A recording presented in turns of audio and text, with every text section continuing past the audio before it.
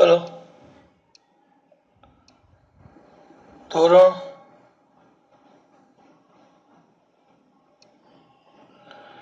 12 chapter number 3 lecture number 6 પેલા દાખલા આપણે કરાવેલા યાદ હોય તો તાપમાન અને અવરોધ વચ્ચે સંબંધ દર્શાવતા સૂત્ર પરથી સૂત્ર કયું હતું યાદ છે આપણું કોના વચ્ચે તાપમાન અને અવરોધ વચ્ચેનો સંબંધ સંબંધ બસ સંબંધ ન કેવો હોય તો સંબંધ તો આ સંબંધનું સૂત્ર હતું આપણી પાસે કંઈક એવું મેળવેલા આપણે સૂત્ર કયું હતું આપણે યાદ છે તમને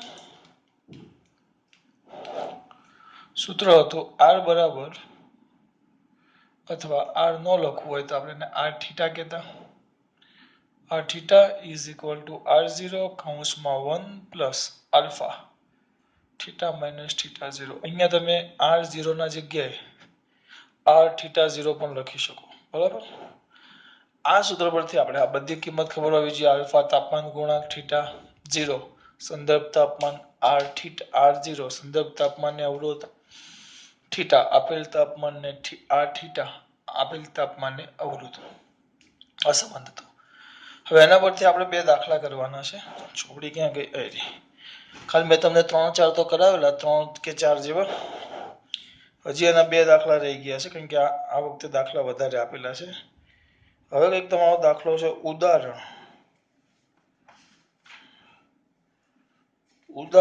3.3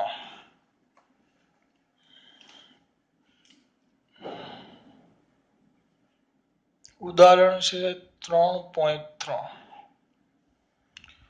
એક ઇલેક્ટ્રિક ટોસ્ટરમાં ગરમ કરવા માટે નિક્રોમ તારનો ઉપયોગ થાય છે કયા તારનો નિક્રોમ ઇલેક્ટ્રિક ટોસ્ટર ખબર કે નહીં ટોસ્ટર યાર સાદું ટોસ્ટર આવે પેલા અંદર બે ટોસ્ટ નાખવાના ગરમ થાય એટલે બહાર આવે સિમ્પલ આમાં એક જ કામ આવે કે તાર હોય કોઇલ એમાંથી વિદ્યુત પ્રવાહ પસાર કરે તો સૂત્ર આવશે આપણે આ પાઠમાં જ ભણશું આગળ તમે ભણી ગયા છો I2RT સૂત્ર અનુસાર કોઈ પણ તારમાંથી વિદ્યુત પ્રવાહ પસાર થાય તાર પોતે ગરમ થાય અને ઉષ્મા ઉર્જા ઉત્પન્ન કરે કઈ ઉર્જા ઉષ્મા ઉર્જા તો એ જ રીતે ઉપયોગ થાય જ્યારે તેમાંથી અવગણીય પ્રવાહ પસાર કરવામાં આવે અવગણીય ત્યારે ઓરડાના તાપમાને એટલે 27°C તાપમાને તેનો અવરોધ 75.3 ઓહ્મ જેટલો છે કેટલો કીધો છે 75.3 ઓહ્મ ઓરડાના તાપમાને તો ઓરડાનું તાપમાન એટલે આપણા માટે સંદર્ભ તાપમાન થઈ જાય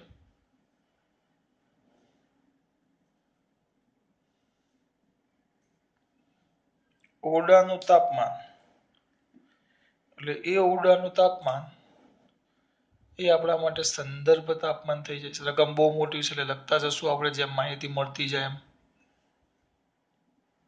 બરાબર ઓરડાનું તાપમાન એટલે એને આપણે થીટા 0 કહેશું 27°C થાય ત્યારે એનો અવરોધ આપ્યો છે R0 ક્યાં ગયું ભાઈ 75.3 ઓહ્મ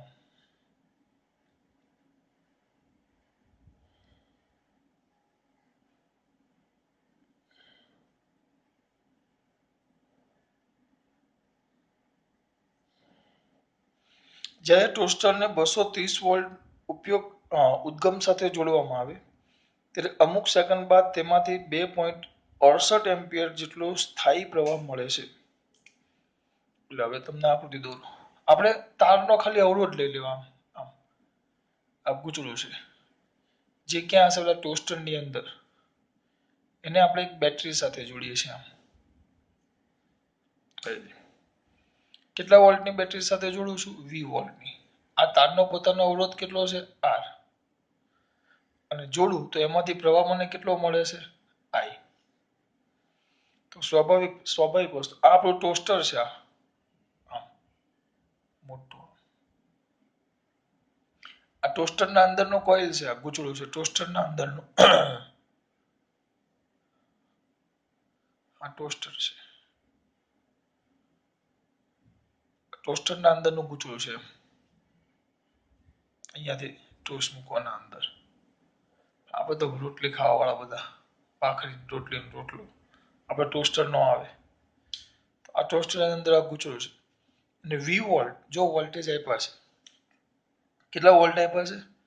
વી બરાબર 230 વોલ્ટ સાથે જોડવાનો, ત્યારે પસાર થતો પ્રવાહ આઈ કેટલો છે કીધો છે. આને જોડે ને તો આમાંથી પ્રવાહ પસાર થાય અવરોધમાંથી. તો ક્યાં ગયું બેટા? પ્રવાહનું મૂલ્ય છે 2.68 એમ્પિયર. તો આ સમયે નિક્રોમ તારનું સ્થાયી તાપમાન કેટલું હશે? આ સમયે નિક્રોમનું કયું તાપમાન કીધું છે? સ્થાયી તાપમાન. હવે અહીંયા ધ્યાન આપો, આ આપણું સંદર્ભ તાપમાનની વાત થઈ ગઈ, પહેલો શરૂઆતનો કિસ્સો. હવે આ બીજો કિસ્સો એવો છે. એટલે કે હવે જો આ તારમાંથી, એટલે કે આપણે શું કીધું, ભૂલી ગયા નામ, ટોસ્ટર. ટોસ્ટરમાંથી પ્રવાહ પસાર થશે, ટોસ્ટર પોતે શું થવાનું છે? ગરમ થાય. સ્વાભાવિક છે, ગરમ થાય. થવા દે, ટોસ્ટરને ગરમ થવા દેવાનું છે, આપણે નથી થવાનું. તો ટોસ્ટર, મસ્ત એવું ટોસ્ટર ગરમ થશે, ધ્યાન રાખજો. તો આનો અવરોધ કેટલો? પહેલા પ્રવાહ અને વોલ્ટેજ હોય તો આ અત્યારે કંઈક ગરમ થશે, તો ત્યારે આર બરાબર કેટલો છે? અને આપણે આર થીટા કહીએ, થીટા. કારણ કે આ જેવો પ્રવાહ પસાર થશે, તો જેવો પ્રવાહ પસાર થાય ટોસ્ટર પોતે ગરમ થાય, ત્યારે એ ગરમ થાય એટલે એ તાપમાન એનો અવરોધ આર થીટા મળશે. આર થીટા બરાબર તો વી બાય આઈ. વી કેટલા છે? સર વી છે 230 છેદમાં આઈ 2.68. તમારી પાસે બધી જ કિંમત છે. 230 ભાગ્યા 2.68 85.8208, એટલે એ કંઈક આવે છે 85.82 ઓ આ થીટા આવ્યો. અને આપણે આ થીટા તમને મળ્યો ને, તમારે થીટા શોધવાનું છે. શું શોધવાનું છે? થીટા. અને આલ્ફા તમને આપ્યો છે, આલ્ફા તાપમાન ગુણાંક એ આપેલો છે રકમના એન્ડમાં. આલ્ફા આપ્યો છે 1.7 ગુણ્યા 10 ની -4 ઘાત, એટલે 1.70 ગુણ્યા 10 ની -4 ઘાત સેલ્સિયસ ઇન્વર્સ. તો બસ તમારી પાસે બધું જ આવી ગયું. થીટા 0, આર 0, આર થીટા અને થીટા શોધવાનું કીધું છે, કારણ કે આમાંથી પ્રવાહ પસાર થાય એટલે અવરોધ મળી ગયો તમને. તો તમને આ જે અવરોધ મળ્યો તો એને અનુરૂપ તમને શું મળવું જોઈએ? તાપમાન. તો એ થીટા શોધવાનું કીધું છે. તો સૂત્ર લખેલું જ છે આપણે, તો એ સૂત્રનો ઉપયોગ કરો. સૂત્ર શું છે બેટા? R theta is equal to R0 1 plus alpha કૌંસમાં થીટા માઇનસ થીટા 0. કિંમત મૂકવાની છે 85.82. 85.82 બરાબર R0 કેટલો છે? 75.3 કૌંસમાં 1 પ્લસ આલ્ફા 1.7 ગુણ્યા 10 ની -4 ઘાત, અને થીટા શોધવાનો છે. થીટા માઇનસ આ છે 27. આ તમારું થઈ ગયું દાખલો, બરાબર. થીટા માઇનસ 27 ડાયરેક્ટ કેલ્સી વાપરો બેટા. 85.82 આ છેદમાં છે તો ભાગ્યા 75.3 બરાબર 1.1397 આવ્યો. આનો ભાગાકાર, આ પ્લસ આ એક પ્લસમાં છે એટલે આ બાજુ આવે એટલે -1, એટલે એવા 0.1397 બરાબર. 0.13 આ -1 થયું. હવે આ આની સાથે ગુણાકારમાં છે એટલે અહીંયા 0.1397 આવી ગયું. આ બધું લઈ લીધું તો આ છેદમાં જાય ભાગ્યા 1.7. એક એવો પોઈન્ટ આ 1.7 છેદમાં લઈ ગયો. 10 ની -4 ઘાત પણ છેદમાં છે, પણ -4 ઘાત છે એટલે ઉપર જાય એટલે +4 થઈ જાય, તો એના 10,000. ઓછો માર્યો છો ફટાફટ. 85.82 ભાગ્યા 75.3 બરાબર 1.1397 -1.1397 ભાગ્યા 1.7 બરાબર 0.082 ગુણ્યા 10,000 બરાબર 821 પ્લસ 27. આમાં 820 આપ્યું છે. એકવાર પાછો કરું, કદાચ પ્લસ થોડોક ફરક હોય 2.68 લીધા છે ને આપણે. એકવાર ખાલી કરી નાખું, ફરક એકનો આવે છે એટલે એકવાર ચેક કરી લઈએ આપણે. 85.82 માઇનસ 75.3, સોરી 85.82 ભાગ્યા 75.3 બરાબર -1 આવ્યો ભાગ્યા 1.7. ખાલી જોઈ લો 1.7 કમ્પ્લીટ છે. 1.7 1.7 1.7 બરાબર છે. બરાબર આટલા ગુણ્યા 10,000 એ જ આવે છે આપણે 821 આવે છે. 821.8 બે વાર કર્યો મેં. 821.8 બરાબર થીટા માઇનસ 27. થીટા બરાબર 821.7 8 પ્લસ 27 તો 847.8 અંશ સેલ્સિયસ આટલું તાપમાન થાય. તમે કેટલો પ્રવાહ પસાર કરો 2.68 એમ્પિયર અને 230 વોલ્ટ સાથે જોડો, અવરોધ આટલો થાય અને પ્રવાહ અંદરથી પ્રવાહ પસાર થાય એટલે ગરમ થાય, અને ગરમ થાય તો કેટલો ગરમ થાય 847.8. અંદર આપેલો છે 847. આ થઈ ગયું બેટા, આ તમારો દાખલો. ખાલી તમારે આ ભાગ કેમ આવે ને એ ખબર પડવી જોઈએ. પહેલું ઓરડાનું તાપમાન કીધું એટલે મેં એને R0 કહી દીધા અને થીટા 0 કહી દીધા બરાબર. અને V અને I આટલો થાય તો અવરોધ મળી જાય તમને ઓહમના નિયમ પરથી. બરાબર કયા નિયમ પરથી? ઓહમનો નિયમ. હારું લગાવવા લખવું હોય તો લખવાનો ઓહમનો નિયમ. તો ઓહમના નિયમ પરથી આ આવી ગયું. તમને અવરોધ મળી ગયો તો તાપમાન શોધવાનું છે અને આલ્ફા આપેલો તો સૂત્રના અંદર શું મેકી કિંમત અહીંયા લખવાનું તાપમાન અને એના વચ્ચેનો સંબંધ. ખબર પડી બેટા? બહુ સિમ્પલ છે યાર. હવે બીજો એક દાખલો છે આવો જ સ્વાધ્યાયનો કંઈક છે. કોનો છે બેટા?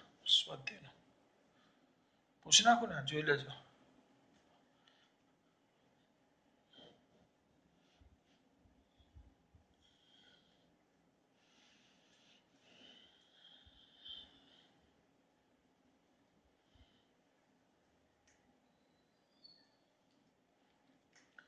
ચાલો સ્વાધ્યાયનો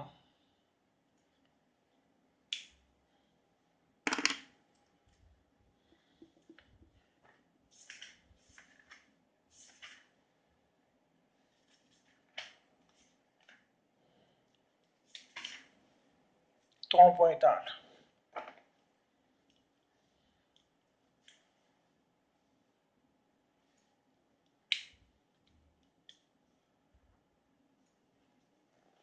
નિક્રોમના બનેલા એક ગરમ કરવાના તાર એટલે હીટિંગ વાયર, હીટિંગ એલિમેન્ટ લખેલું છે.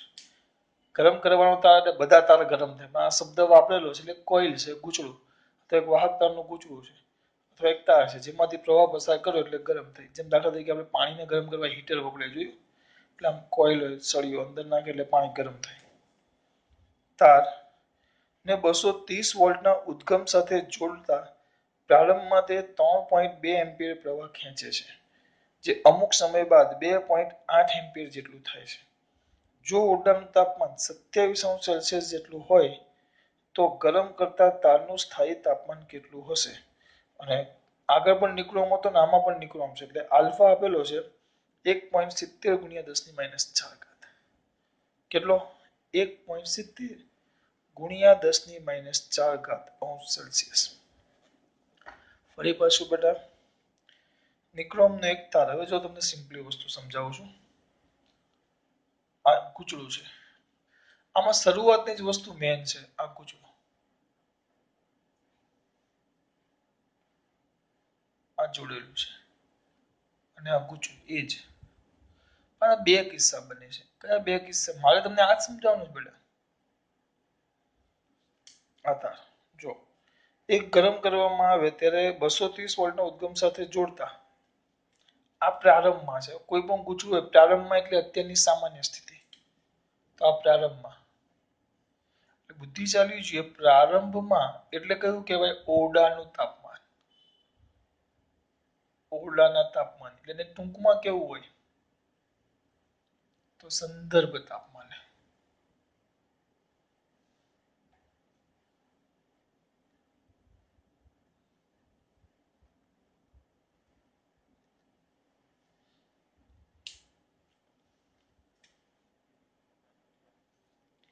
પ્રારંભમાં એટલે ઓરડાના તાપમાને અથવા તો સંદર્ભ તાપમાને બે થાય.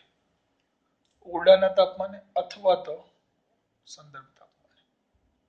તો શું છે જો પ્રારંભમાં એટલે એનો મતલબ એમ થઈ ગયો તમને θ0 મળી ગયું.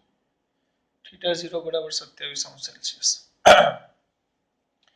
તો પ્રારંભમાં વોલ્ટેજ તો ફિક્સ જ છે આ V, આ પણ V, કારણ કે ઉદ્ગમ નો બદલે, ઉદ્ગમ તો 230 જ રહે. તો 230 વોલ્ટના ઉદ્ગમ માટે જોડતા પ્રારંભમાં તે 3.2 એમ્પિયર પ્રવાહ ખેંચે છે પ્રારંભમાં.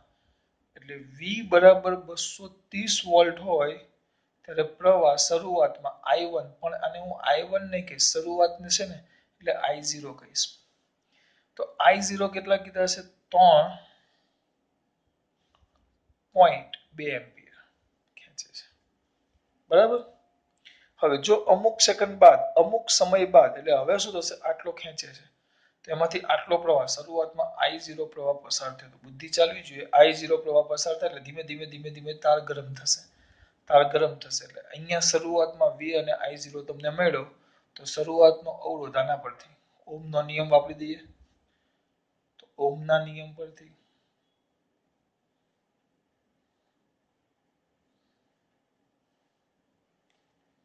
કયા નિયમ પરથી? ઓહમના નિયમ પરથી.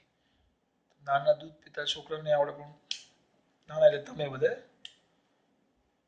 R0 is equal to V by I0. 230 ના છેદમાં 3.2, 230 ના છેદમાં 230 ભાગ્યા 3.2, 71.875, 71.875 R0 આવ્યું. પછી થોડા સમય બાદ એવું કીધું છે, થોડી સેકન્ડ બાદ, થોડા સમય બાદ એટલે સમય પસાર થયો, થોડોક સમય પસાર થયો, બુદ્ધિ ચલાવવાની છે. હવે આમાંથી આ પ્રવાહ પસાર થાય તો અત્યારે એનું તાપમાન, આ પ્રારંભમાં એનું તાપમાન θ0 છે. હવે આમાંથી થોડોક સમય પસાર થાય તો પ્રવાહ આપણે લઈ લઈએ R ને, અવરોધ કેટલો? આ V તો V જ છે. તો હવે આનો અવરોધ, અત્યારે અવરોધ હતો R0,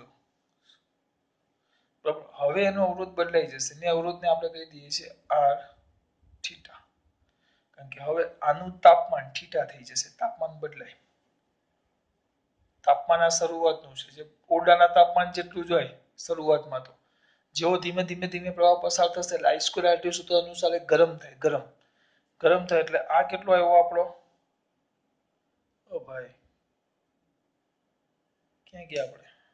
હા, આ તાપમાન ગરમ થયું એટલે θ0 આવ્યો. જેમ જેમ આ ગરમ થતો જશે એમ હવે આ પ્રવાહ પસાર થયો એટલે ગરમ થાય તો આ θ તાપમાન આવે. એટલે એ θ તાપમાન તમારે શોધવાનું છે. સમય બાદ તાપમાન કેટલું થાય θ, જે તમારે શોધવાનું છે. હા, પણ તમને કીધું છે કે ભાઈ બેટરી તો એટલી જ છે, 230 વોલ્ટની જ છે. બરાબર. અને પ્રવાહ જે તમારો છે I θ તાપમાને પ્રવાહ કેટલો કીધું તમને? તો 2 છેલ્લે કેટલો થાય છે? 2.8 એમ્પિયર જેટલો સ્થાયી થાય છે.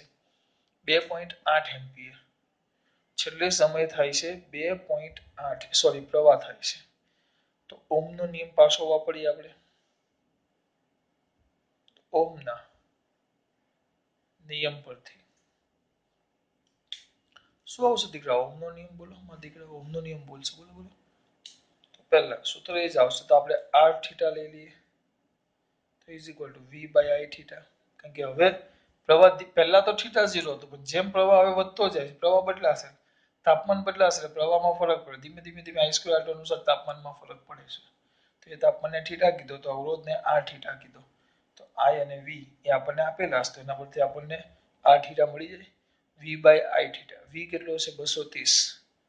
230 ના છેદમાં 2.8.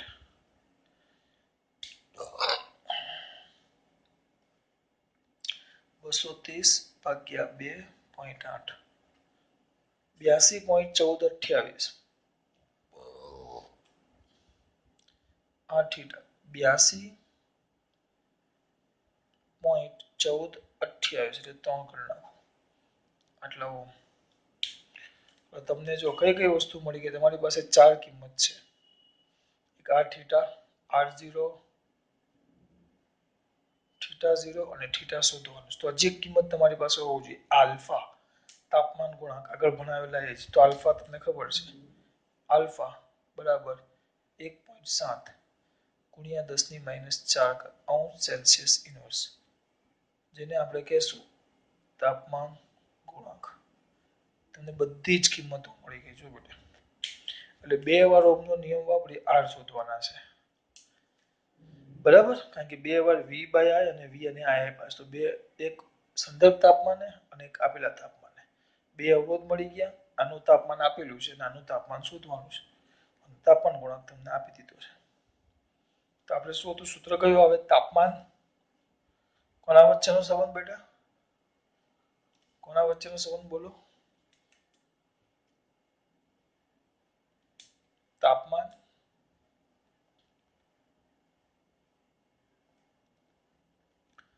તાપમાન અને અવરોધ વચ્ચેનો સંબંધ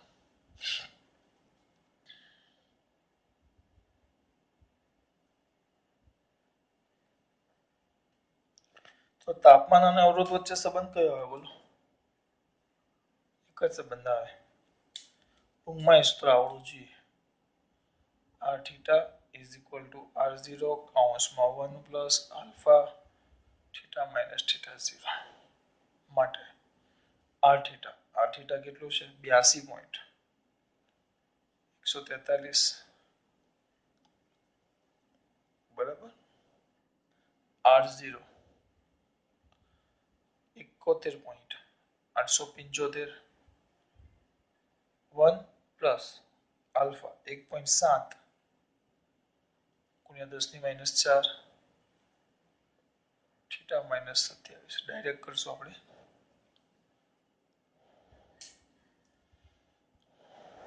ભાગ્યા 82.143 ભાગ્યા 71.875 બરાબર 1.1428 આવે છે અને ભાગાકાર પેલું આ બાજુ આવે તો -1 0.1428 આ છેદમાં જાય તો ભાગ્યા 1.7 0.084 એ આવે છે નીચે -4 ઘાત આવશે ઉપર એટલે પ્લસ ગુણ્યા 10,840.336 આ તો બેઠો એક દાખલો થઈ ગયો કદાચ 840.336 જોઈ લે બેટા 840.336 આ બાજુ જવાબ આવ્યો 840.336 બરાબર થીટા માઇનસ 27 થીટા બરાબર 867.336 અંશ સેલ્સિયસ અને એ લોકોએ જવાબ લખેલો છે 868.2 એટલે આમાં આ ડિજિટમાં થોડોક ફરક હોય આ 82.14 લઈ લો એમાં ફરક કરો ને તો ફરક પડી જાય એ લોકોનો જવાબ છે એક જ મિનિટ જોઈ લો 868.2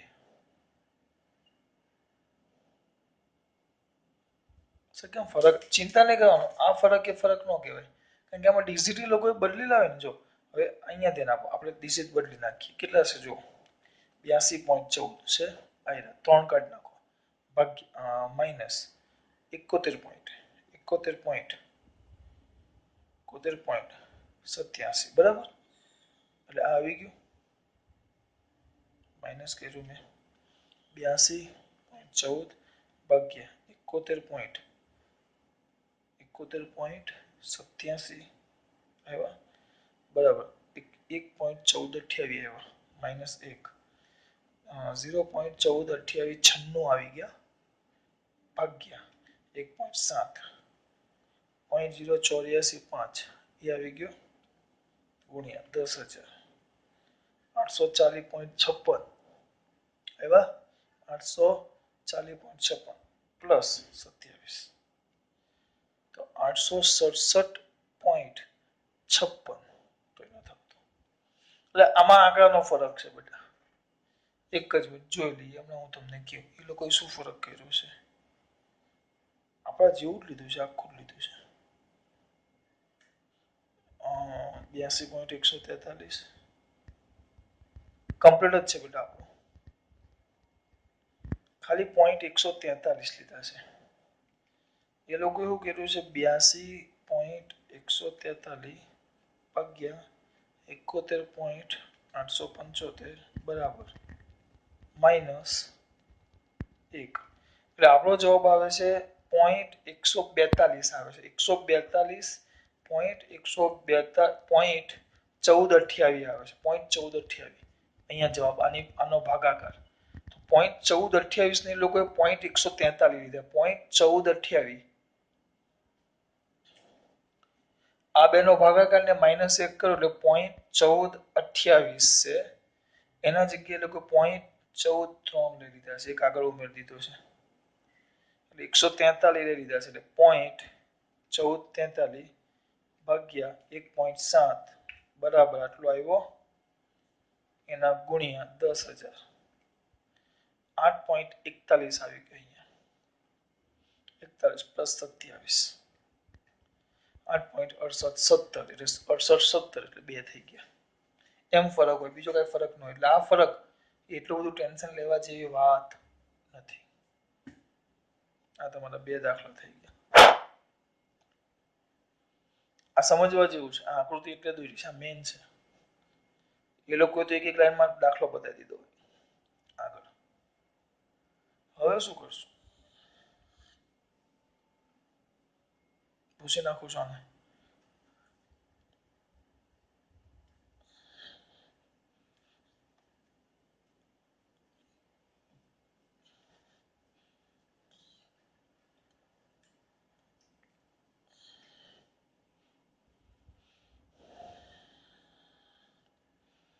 હવે બેટા હારો કોઈ દાખલો કેવો કઈ છે નહીં કે હું તમને ચલાવું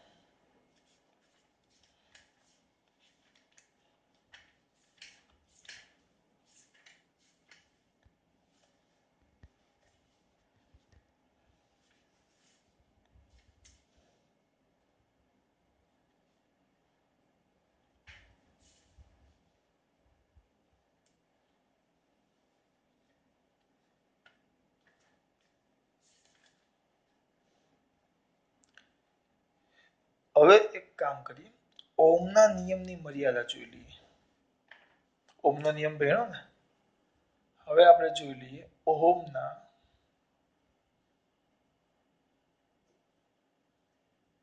નિયમની મર્યાદા બરાબર આનો ખાલી સમજાય આનો લેખિત હું તમને ફોટો પાડીને મોકલી દેવા આનો ખાલી કોન્સેપ્ટ સમજવાનો છે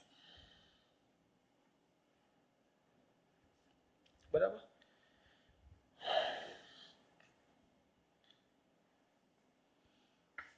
પહેલું આવે ઓમનો નિયમ આપણે શું ચલાવેલો ખબર છે ઓમનો નિયમ આપણે શું ચલાવેલો તમને થોડી ખબર હોય તો ઓમનો નિયમમાં કંઈક આવું છે જો ધ્યાન આપો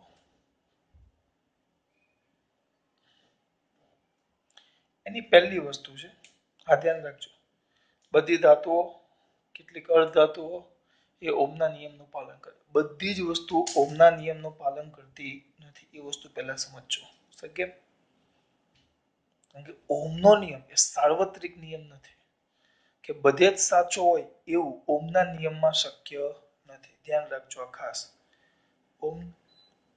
ઓમનો નિયમ બધા જ માટે સાચો કહી શકો નહીં ગુરુત્વાકર્ષણનો નિયમ પછી કુલમનો નિયમ એ બધા જ વિદ્યુત ભારો માટે કોઈ પણ પરિસ્થિતિ માટે સાચો છે ગુરુત્વાકર્ષણ નિયમ ગમે તે જગ્યાએ જાઓ બ્રહ્માંડના બધે જ સાચો છે પણ ઓમનો નિયમ નહીં કારણ કે ઓમના નિયમની વ્યાખ્યા શરૂઆત થતી નિશ્ચિત ભૌતિક પરિસ્થિતિમાં રાખેલા વાહકમાંથી પસાર થતો વિદ્યુત પ્રવાહ આપણે એવું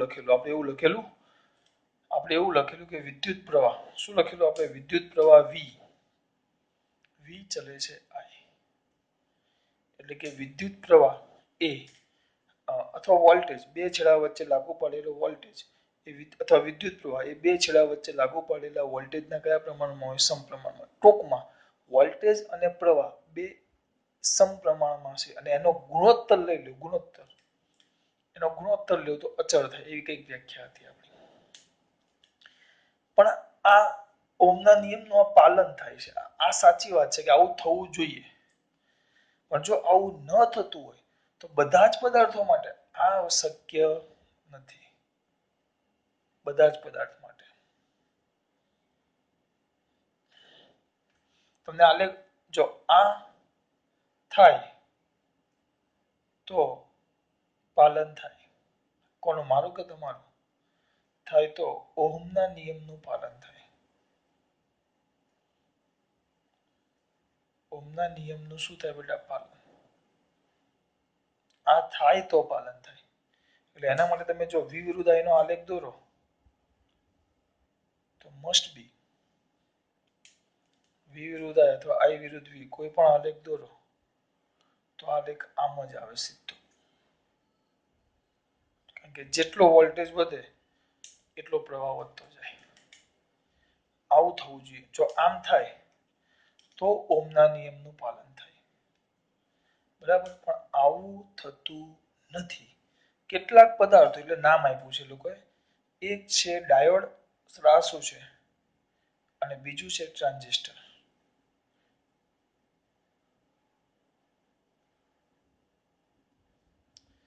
એક આવે ડાયોડ અને બીજું આવે ટ્રાન્ઝિસ્ટર. ડાયોડ એટલે ડાયોડના તમારા પ્રકાર આપણે ફિઝિક્સમાં જ આવશે, 14મું ચેપ્ટર છે. ટ્રાન્ઝિસ્ટર પણ આવશે. ડાયોડના બે પ્રકાર આવે. પીએન એટલે ડાયોડ આવે પીએન જંક્શન ડાયોડ, બરાબર? એક જ પ્રકાર આવે. ટ્રાન્ઝિસ્ટરના બે પ્રકાર આવે, એનપીએન ને પીએનપી. આવશે ત્યારે જોશું. હવે આનો ઉપયોગ કરીએ ડાયોડ ને ટ્રાન્ઝિસ્ટર, તો એમાં જો તમે વોલ્ટેજ વિરુદ્ધ પ્રવાહનો આલેખ દોરો, વી વિરુદ્ધ I, આમાં શું થાય? તમે નવી જૂની ચોપડી પ્રમાણે જોશો તો વી અને I આમ આપેલું છે, બરાબર? હવે આ જ આલેખ તમે ટ્રાન્ઝિસ્ટર ને ડાયોડ માટે જોશો તો આલેખ એ જે સમપ્રમાણમાં હોવું જોઈએ વી અને I, પણ એ સમપ્રમાણની જગ્યાએ આમ છે થોડુંક.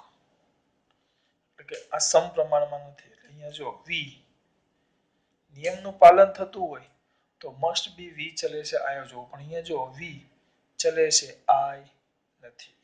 એટલે કે આમ થતું હોય, આમ હોય, તેના પરથી કહેવાય કે અહીં પાલન થતું નથી. એની મર્યાદા છે કે આ બધા જ માટે સાચો નથી. કયો નિયમ? ઓહમનો.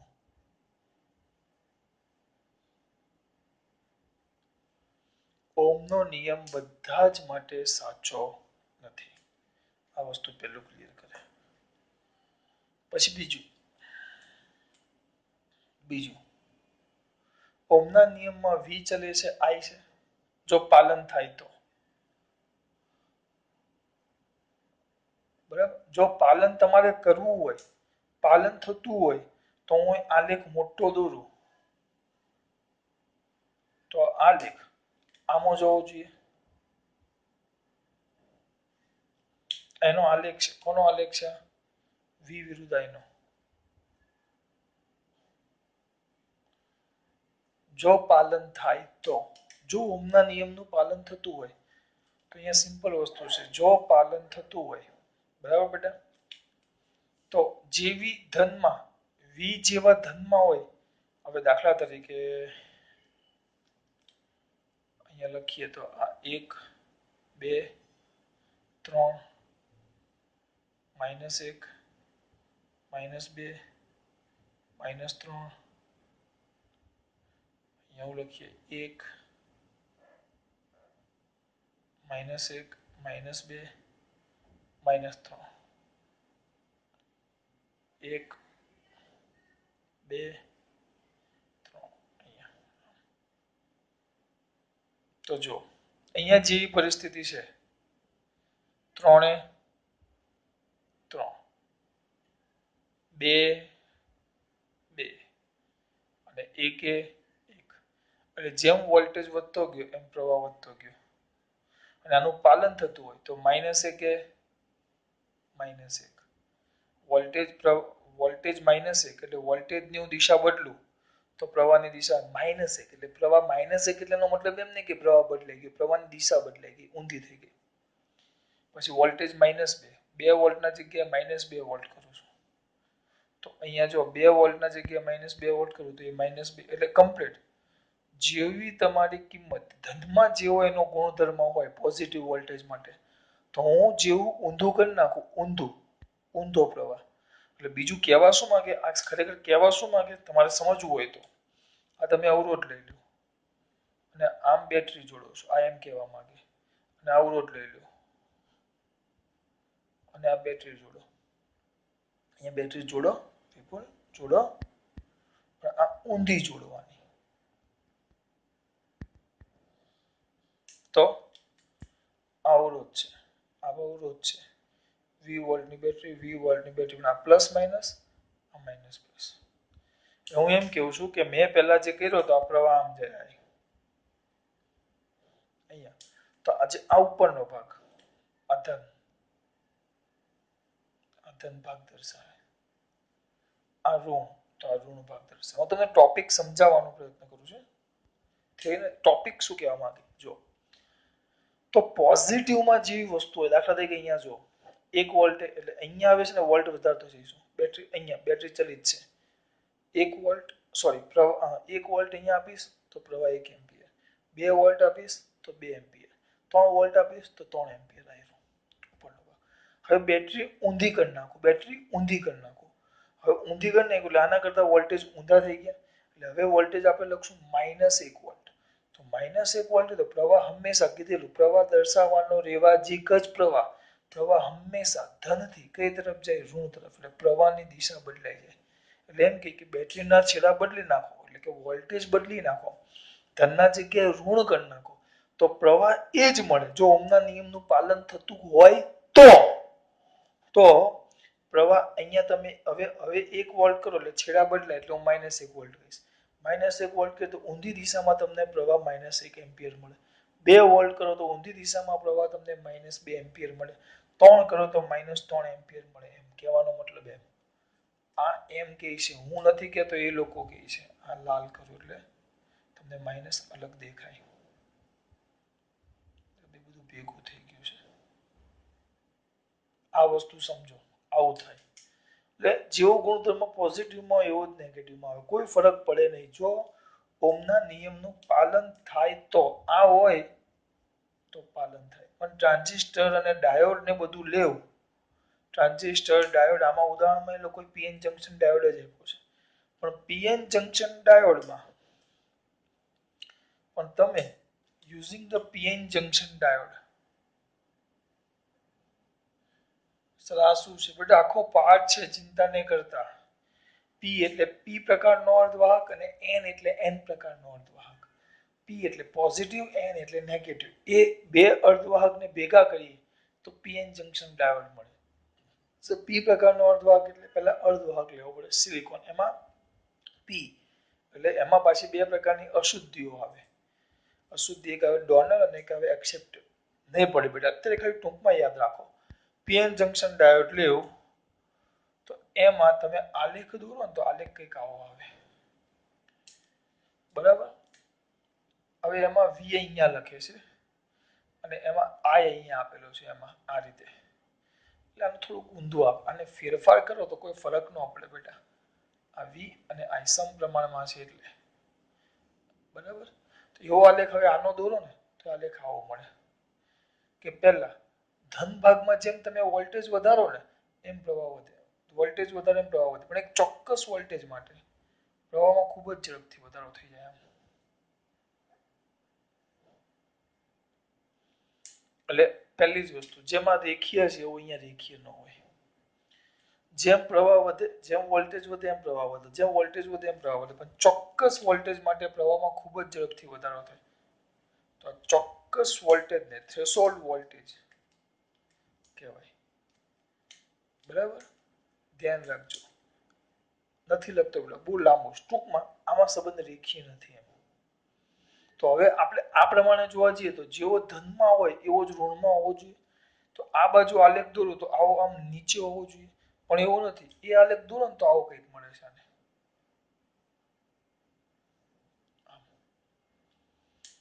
આને બ્રેકડાઉન વોલ્ટેજ કહેવાય. અહીંયા જો પેલા પ્રવાહ આખો લગભગ અચળ જ છે, આ લગભગ અચળ છે, જેને રિવર્સ સેચ્યુરેશન પ્રવાહ કહેવાય.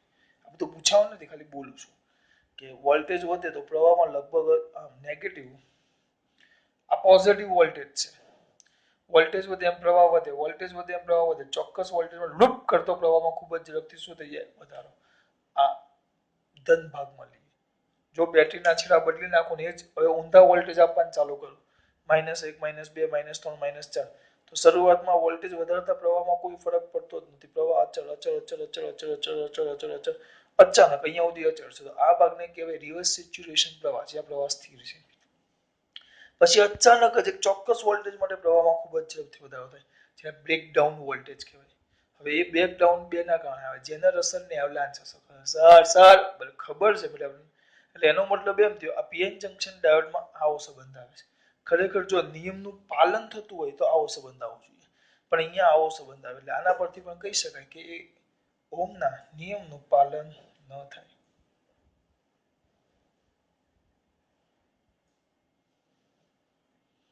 હું તમને એ જ બતાવવા માંગુ છું કે ઓહમના નિયમનું પાલન આ રીતે થતું નથી. એટલે બધીની મર્યાદામાં આવે. કયા મર્યાદા થોડુંક આગળ લઈએ, છેલ્લા ભાગમાં એક આલેખ આવી જાય. એની શેમાં આવે બેટા? મર્યાદા. ધ્યાન રાખજો, શેમાં આવશે દીકરા? મર્યાદા. બરાબર. હવે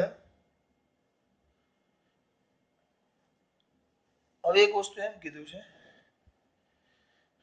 શું કીધું છે કઈ ખબર નથી પડતી. ત્રીજું, ચલો વી ચલે છે, આઈનો સંબંધ લ્યો.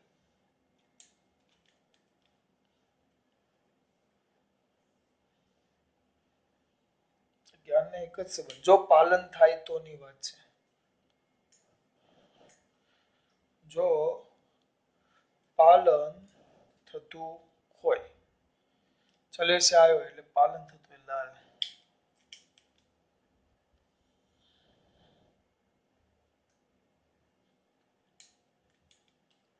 તો આ વી અને આઈ જો પાલન થાય,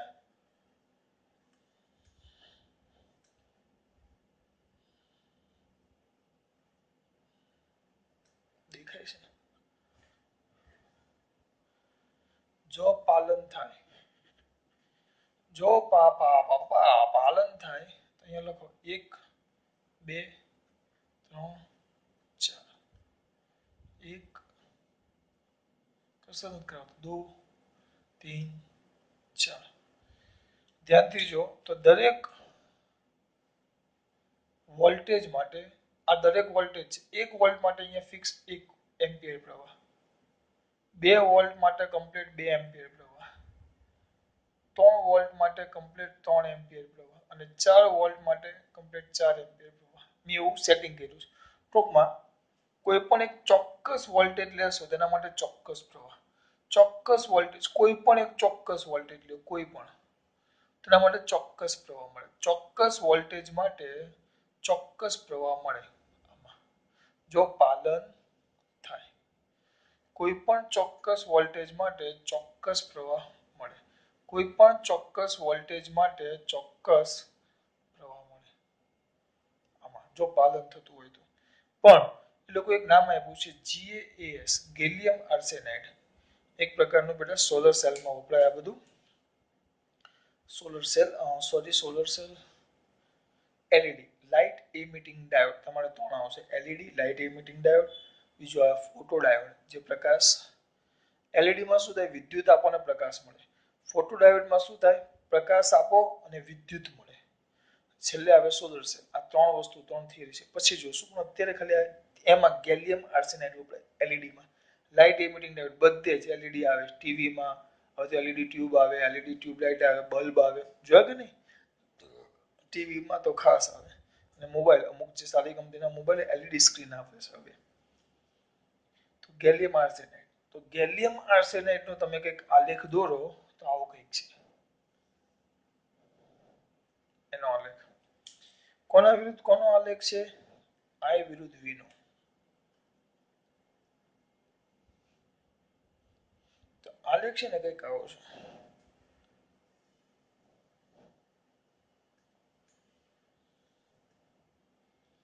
ધ્યાનથી જુઓ.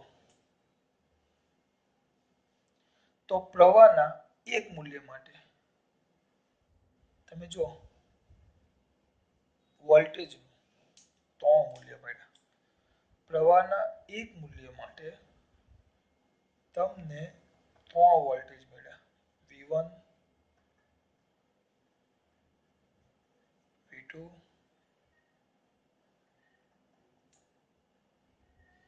અને V3. એટલે અહીંયા જો અહીંયા દરેક વોલ્ટેજના મૂલ્ય માટે પ્રવાહનું માત્ર એક જ મૂલ્ય મળતું. ટૂંકમાં અહીંયા અનન્ય સંબંધ હતો. અનન્ય એકના માટે એક જ. જ્યારે અહીંયા 3 વોલ્ટેજ માટે એક જ પ્રવાહ મળે છે. એટલે સંબંધ જળવાતો નથી. એટલે આમાં પાલન થાય કહેવાય અને આ પાલન ન થાય. મેં તમને સમજાવ્યું. સેન્ટેન્સનો તમને ફોટો પાડીને મોકલી દે કે તમારે લખવાનું શું છે. આ સમજૂતી છે. ચોપડીમાં આવું નથી પણ નોટમાં કમ્પલસરી લખવાનું છે. નોટમાં તમને આ 1 આ 2 અને 3 આ દેખાય બસ. જો પાલન થતું હોય તો આવું થવું જોઈએ પણ અત્યારે નથી થતું એટલે આવું થાય છે. જો પાલન થતું હોય તો આવું થવું જોઈએ પણ આપણે આવું થાય છે નથી થતું. જો પાલન થતું હોય તો આ કિસ્સો થાય પણ નથી થતું પણ આવું થાય છે એટલે કહીએ કે નથી થતું. એટલે બધા માટે આ વસ્તુ સાચું નથી. ઓમના નિયમની મર્યાદા. ખાસ વાત. જય શ્રી કૃષ્ણ.